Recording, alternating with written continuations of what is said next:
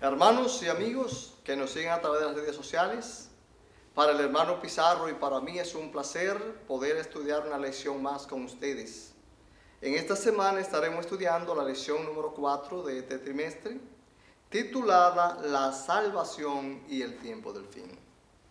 Para nadie es un secreto que vivimos en tiempos peligrosos.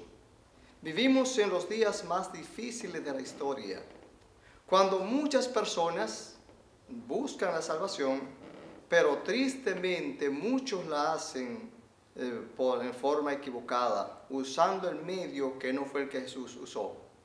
Nosotros podemos ver las tantas religiones que hay, muchas de ellas no cristianas, que tienen líderes, que ellos pueden hablar de lo que hicieron, de las cosas que sus líderes le enseñaron, pero jamás podrán hablar de las cosas que sus líderes hicieron, de las cosas que ellos hicieron para salvarlos, y aún para salvarse ellos mismos, no pueden hablar de ninguna cosa que ellos hayan hecho. Mas nosotros podemos hablar de nuestro Dios, porque nuestro Dios es un Dios grande, es un Dios vivo, es el Dios poderoso, es el Dios creador del cielo y de la tierra. Me voy a permitir leer el versículo para memorizar en esta semana, que se encuentra en 1 de Juan 4:10. Y nos dice: en esto consiste el amor, no en que nosotros hayamos amado a Dios, sino que Él nos amó a nosotros y envió a su Hijo en propiciación por nuestros pecados. Nosotros podemos hablar de las cosas que el Dios nuestro ha hecho con nosotros. Podemos hablar de lo tanto que nos ama, que envió a su Hijo Jesús en propiciación por nuestros pecados, lo envió a morir por usted y por mí, en su lugar y en el mío. Y por eso nosotros podemos hablar de la encarnación de Jesús en primer lugar, como Jesús, como es el Dios, como Dios es el Dios de lo imposible, en la forma inexplicable para los humanos, como Jesús vino al vientre de María, se hizo humano porque venía a salvar seres humanos.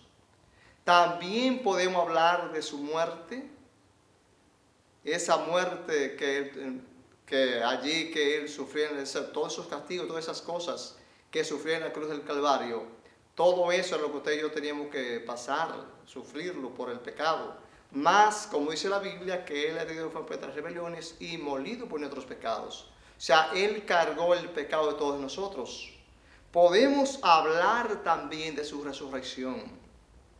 Hay muchos de esos líderes que yacen en el sepulcro esperando la resurrección. Pero Jesús murió, resucitó y hoy está desempeñando una labor muy interesante en las naciones celestiales. Está intercediendo por usted y por mí en el santuario celestial.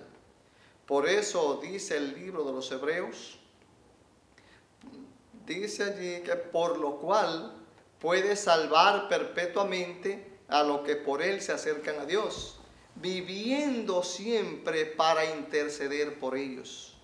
Qué interesante es para nosotros saber que tenemos un representante de la raza humana que está intercediendo por nosotros en las naciones celestiales, que murió por nosotros, resucitó, y esa es la esperanza que nosotros tenemos, que vamos a resucitar porque ya Jesús resucitó primero.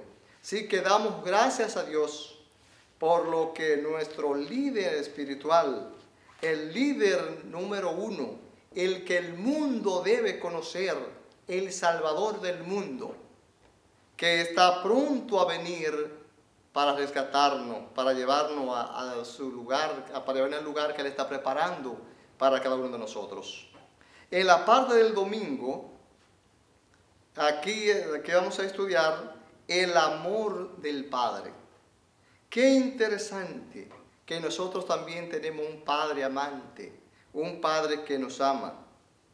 Por eso, antes de la cruz, antes de ir a la cruz, Jesús habló allí de que el que lo ha conocido a él, también ha conocido al Padre. ¿Por qué? Jesús vino para dar testimonio de la verdad. Vino para dar a conocer al Padre. Porque el diablo había transmitido una imagen negativa acerca de Dios, con lo cual había engañado a los seres humanos. Más que los seres humanos, nosotros vemos que así, de esa manera, engañó la tercera parte de los ángeles. Y vino al jardín del Edén y allí también engañó la primera pareja. Engañó a Adán y a Eva, hablando mentiras, presentando una imagen distorsionada de Dios. Nosotros vemos, dice el relato bíblico, que Él se apareció allí en el huerto del Edén y le dijo a Eva, con que Dios les ha dicho que no coman de ninguno de los árboles del huerto. Ella dijo, podemos comer, menos del árbol de la ciencia que está en medio de ellos, del árbol de la ciencia de bien y del mal que está en medio de ellos, porque Dios ha dicho que el día que comamos de él, ciertamente moriremos. Vemos el diablo, que dice la Biblia que es el padre de toda mentira y que no permaneció en la verdad, y que cuando habla mentira de suyo habla. Vemos como allí habló una mentira falaz, con que Dios ha dicho que no coman de ninguno de los árboles del huerto. Era una mentira, porque Dios había dicho que podían comer de todos los árboles, menos del árbol de la ciencia del bien y del mal. Pero veamos más. Cuando Eva dice que podían comer de todos los árboles, menos del árbol de la ciencia del bien y del mal, porque Dios había dicho que de que comieran de él, ciertamente iban a morir, vemos entonces lo que dijo Satanás. No morirán.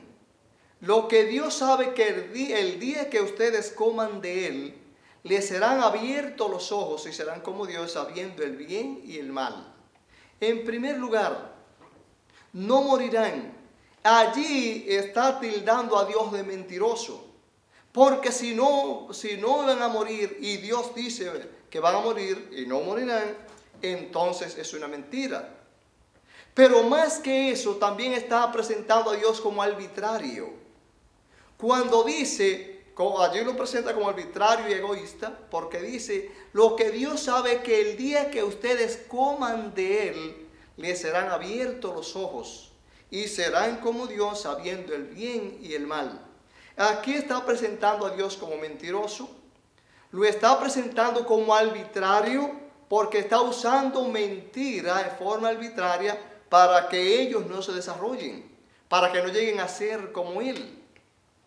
Entonces, a través de esa mala imagen que transmitió a Adán y a Eva, esa imagen distorsionada de Dios, logró engañarlo. Ellos entonces le creyeron.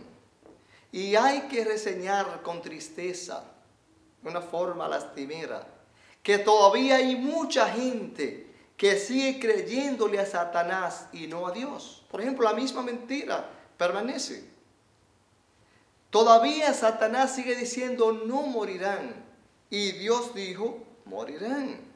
Las personas que creen que cuando muere un ser humano, si es bueno va al cielo, el cielo no es para los muertos.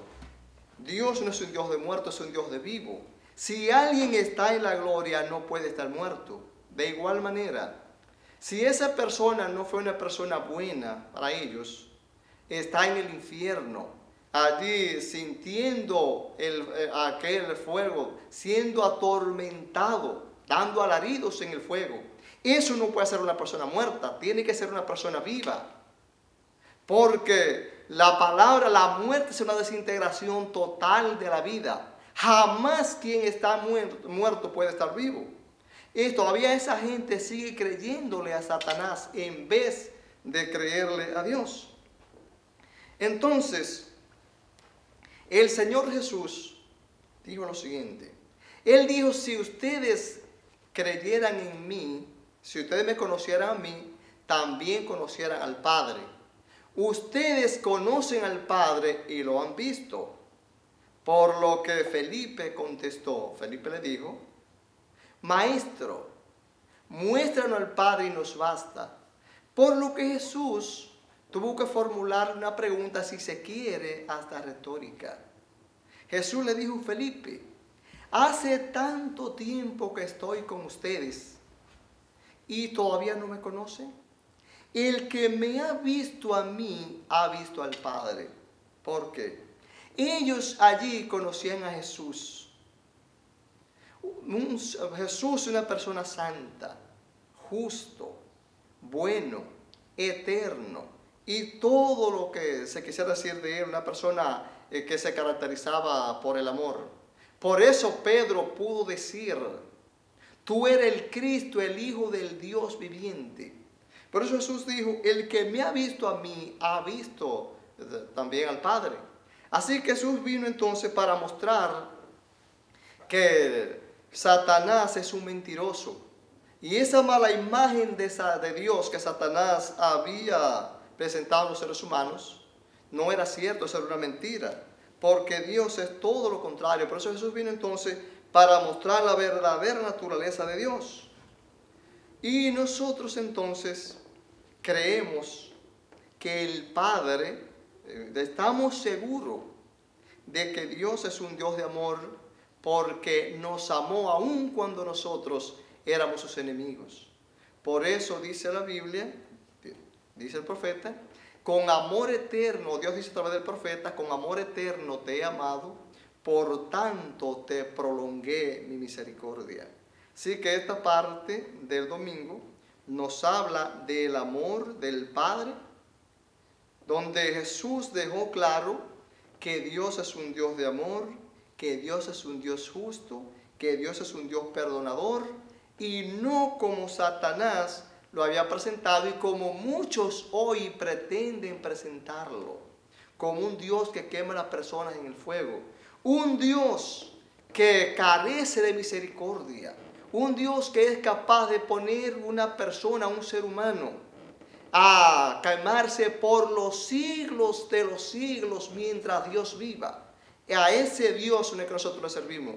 Nosotros le servimos a un Dios amante. Y la parte del lunes nos habla del amor de Cristo. El pecado separó la humanidad de Dios. El pecado hizo un abismo entre la humanidad y Dios. Y a no ser que ese abismo se cerrara, la humanidad estaría perdida. Por lo tanto, se necesitaba de un ser divino. Se necesitaba del mismo Dios para poder cerrar esa brecha. Jesús entonces vino a rescatar al ser humano y dice la Biblia en Juan 1, del 1 al 3, en el principio era el Verbo, y el Verbo era Dios, y el Verbo estaba con Dios. Y por Él fueron hechas todas las cosas, y sin Él nada de lo que ha sido hecho fue hecho. Dice el versículo 14, y aquel Verbo se hizo carne y habitó entre nosotros, y vimos su gloria, gloria como del unigénito del Padre, lleno de gracia y de verdad. Solamente Jesús, divino humano, solamente el mismo Dios podía venir a morir por los seres humanos. Ese Dios que nosotros vimos aquí en la parte del domingo, porque para la gente hay un Dios en el Viejo Testamento y un Dios diferente en el Nuevo Testamento. Para ellos el Dios del Viejo Testamento es un Dios que no tiene amor, es un Dios que castiga a la gente, es un Dios que todo se va por el lado de la justicia, sin misericordia. Y creen entonces que el Dios del Nuevo Testamento es otro. Sin embargo, la Biblia dice que Dios es eterno. Si Dios es eterno, entonces el mismo ayer, hoy y por los siglos. Por lo tanto, Jesús es ese Dios, el mismo Dios que vino y encarnó en María. Por eso la Biblia dice en Filipenses 2, del 5 al 8, dice el apóstol Pablo, haya pues en vosotros ese mismo sentir que hubo también en Cristo Jesús, el cual siendo en forma de Dios, no estimó ser igual a él como cosa que aferrarse, sino que se despojó, dice allí que se despojó a sí mismo y se humilló hasta la muerte y muerte de cruz. Ese Jesús que nos ama, que vino y expuso su vida por cada uno de nosotros. Es lo que la Biblia dice en Juan 15:13. Nadie tiene mayor amor que este, el que uno ponga su vida por sus amigos. Y ese Jesús nos dice a nosotros unas palabras que eso debe ser para nosotros motivo de mucha alegría. Él dice: por lo cual estoy seguro que ni la muerte, ni la vida, ni ángeles, ni principado, ni potestades, ni lo presente, ni lo porvenir, ni lo alto, ni lo profundo, ni ninguna cosa creada nos puede separar del amor de Dios que es en Cristo Jesús, Señor nuestro. Jesucristo vino, murió por nosotros, y nadie puede separarnos del amor de Dios, porque vino a morir por amor, porque de tal manera amó Dios al mundo, que dio a su Hijo unigénito, para que todo aquel que en Él cree no se pierda, mas tenga vida eterna. Aquí la Biblia enseña, en esta parte del lunes aprendemos que Jesús es eterno, que Jesús es Dios, que Jesús nos ama y que expuso su vida por cada uno de nosotros. Solo Él, divino humano, podía rescatar la humanidad. Aquí en la parte del martes nos habla entonces del amor del Espíritu. Tristemente, para muchas personas, el Espíritu Santo es una fuerza activa. Para otros, para muchos teólogos, el Espíritu es ese afecto que hay entre el Padre y el Hijo. La Biblia muestra que de la misma manera que el Padre es una persona y que el Hijo es una persona, el Espíritu también es una persona, y de hecho la tercera persona de la deidad. El Espíritu Santo realiza un ministerio tan efectivo como lo realiza el Padre y como lo realiza el Hijo. Y a través de todos los tiempos, el Espíritu siempre ha tenido una participación activa, tuvo en la creación, así también en la salvación de los seres humanos. Cuando Dios estaba creando, la Biblia, además de decir,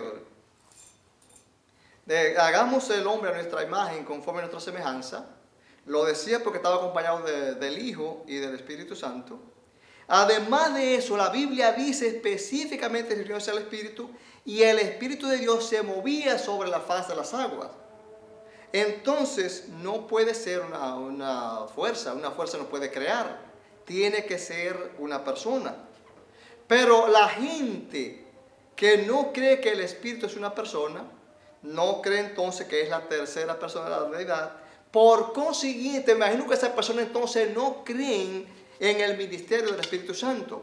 Porque si yo no creo que el Espíritu Santo es una persona, si creo que es una fuerza no puede realizar ningún ministerio. Un afecto entre dos personas, como creen muchos teólogos, que es el Espíritu, el afecto entre el Padre y el Hijo, tampoco puede tener ningún ministerio. Sin el ministerio del Espíritu Santo, la humanidad estaría perdida.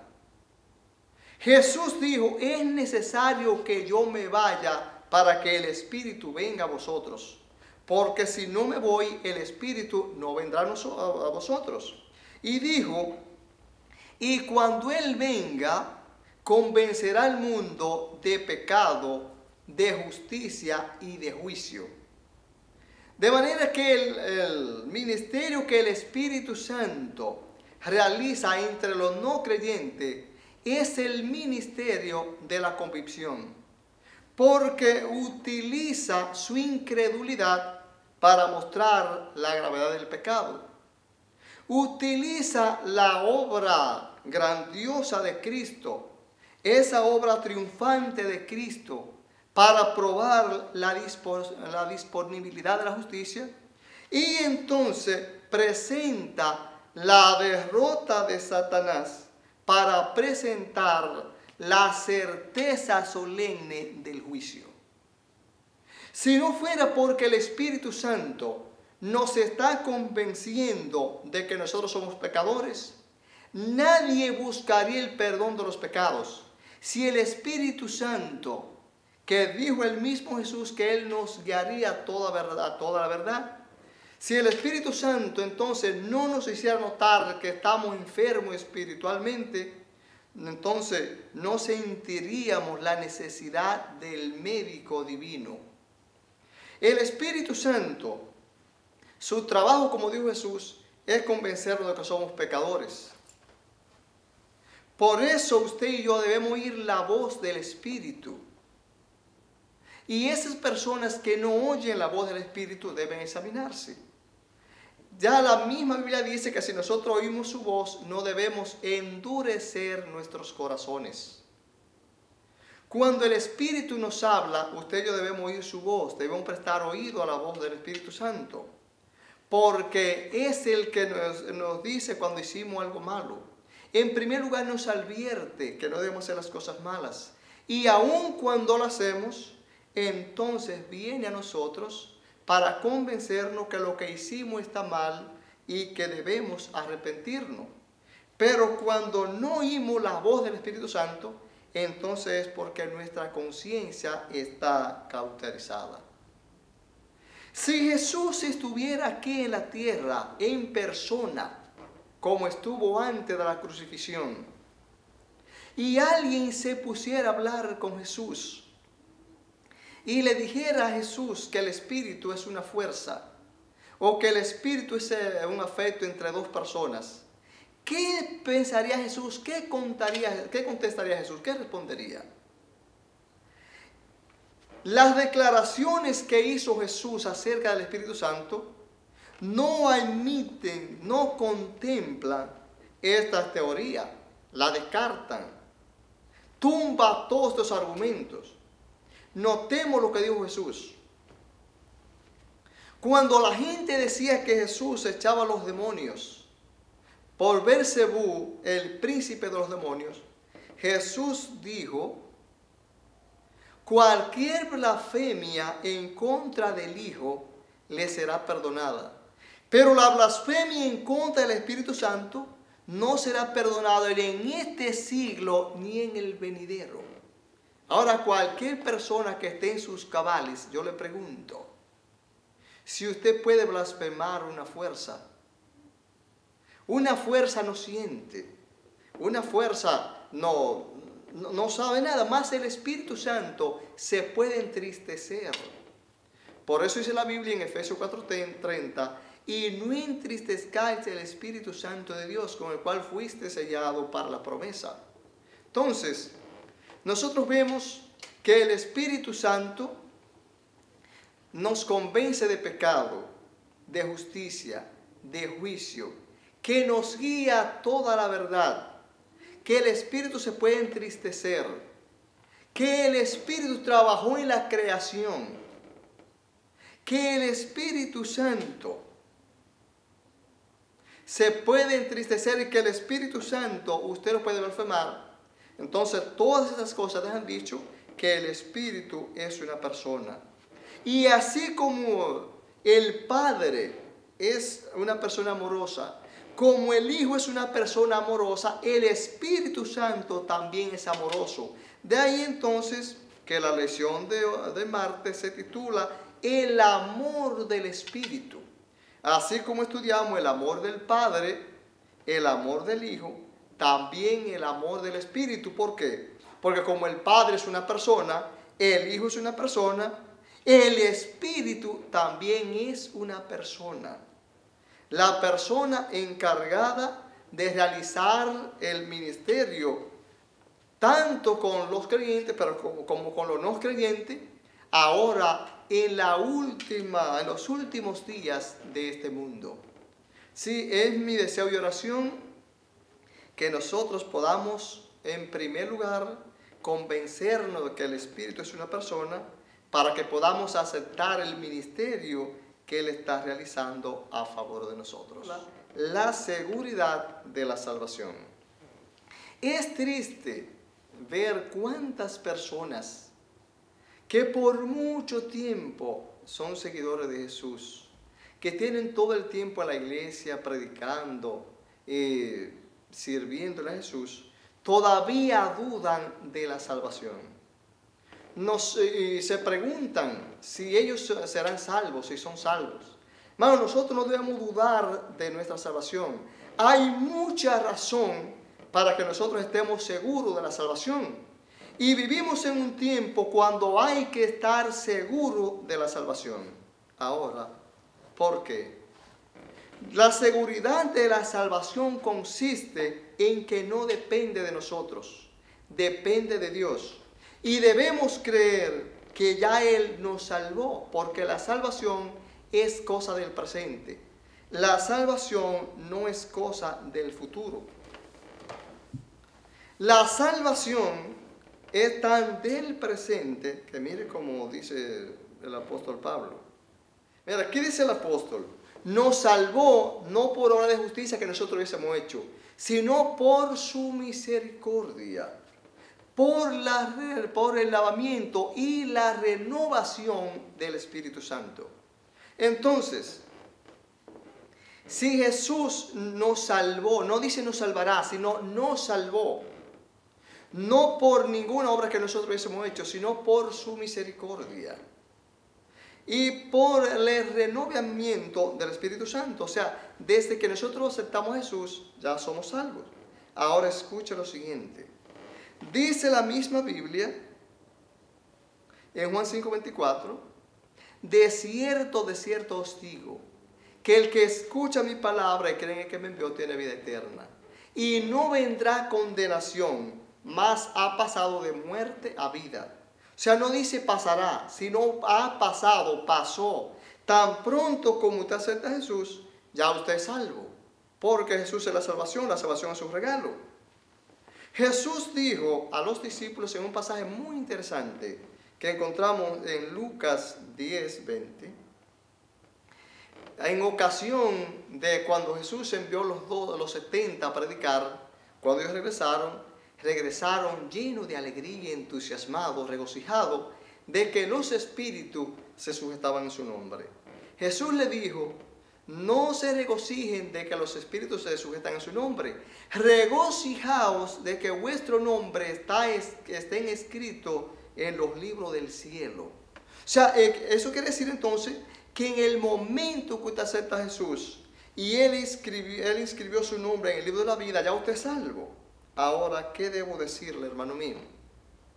¿Qué debo decir usted que estudiará esta lección junto con nosotros?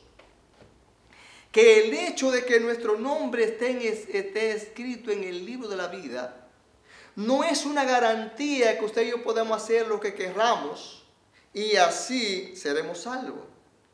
La Biblia dice en Apocalipsis 3:5: el que venciere será vestido de vestiduras blancas, y no borraré su nombre jamás, y confesaré su nombre delante de mi Padre y de los ángeles del cielo.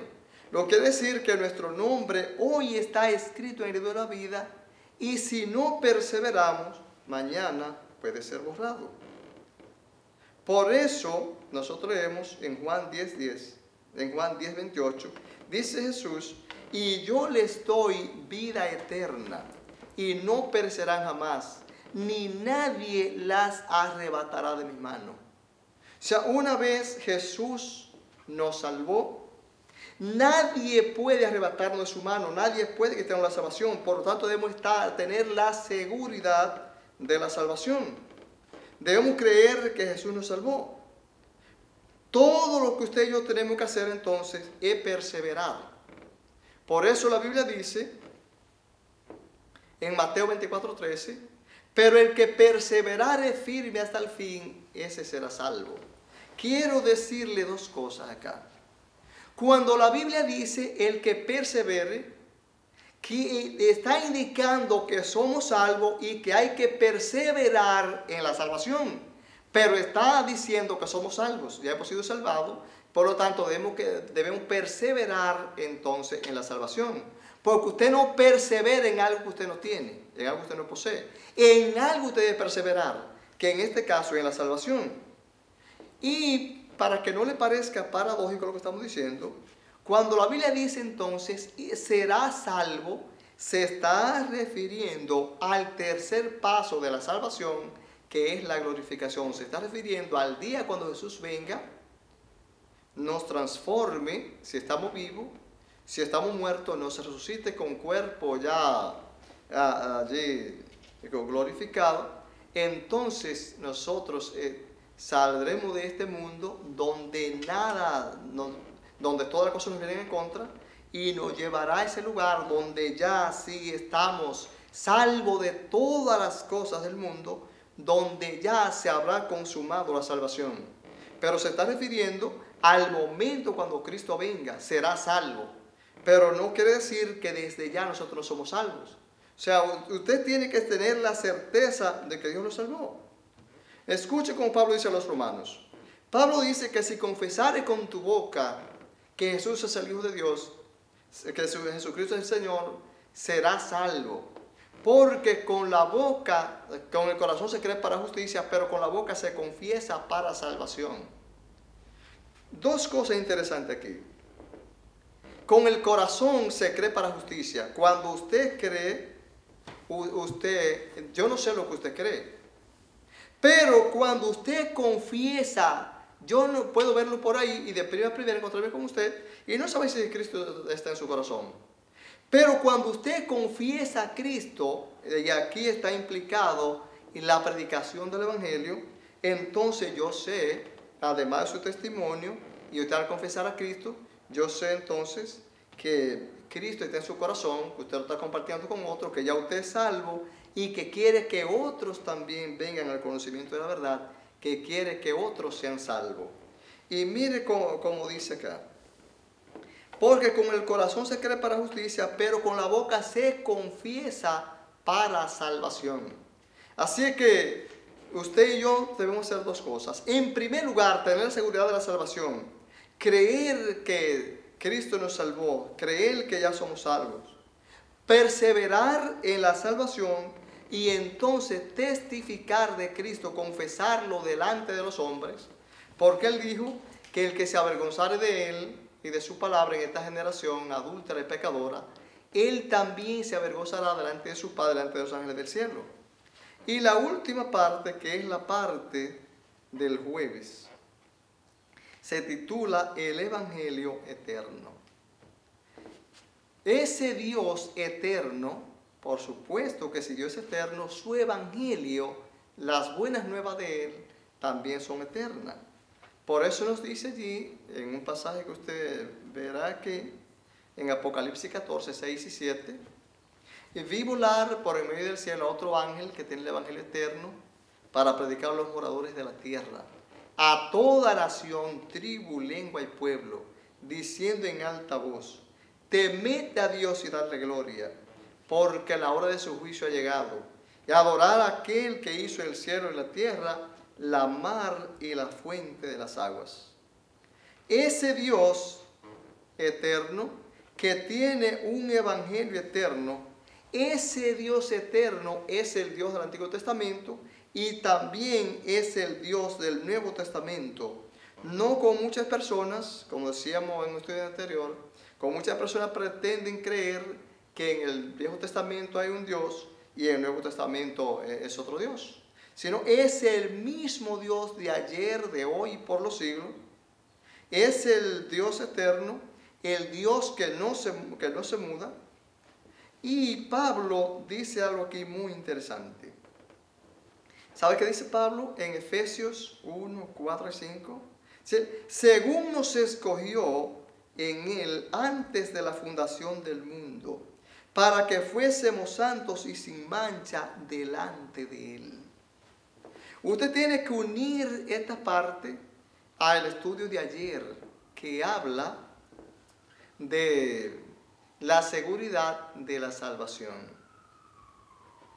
Cuando usted entienda que usted fue escogido por Dios desde antes de la fundación del mundo, que ya antes de que usted naciera, usted estaba predestinado para la salvación, usted entenderá entonces que Dios quiere salvarlo, y si usted se ha puesto en su mano, usted no debe dudar de la salvación, creer que Dios lo salvó. La Biblia es clara. Y la Biblia dice que nosotros fuimos predestinados para la salvación. Hay muchas personas que no creen que fueron predestinados para la salvación, pero entonces creen que alguien fue, o que ellos fueron predestinados, o alguien fue predestinado para que una patada le pasara por arriba, para que se pereciera en un incendio, para que alguien le diera un balazo, o para que le pasara cualquier cosa adversa. Y de esa manera creen en el destino, pero no creen entonces que fueron predestinados para la salvación. Sea lo que la gente llama destino como tal, así en esa forma que decíamos, el destino no existe. Ya dijo Amado Nervo que cada uno fabrica su propio destino. Lo que si para algo estamos todos predestinados, es para la salvación.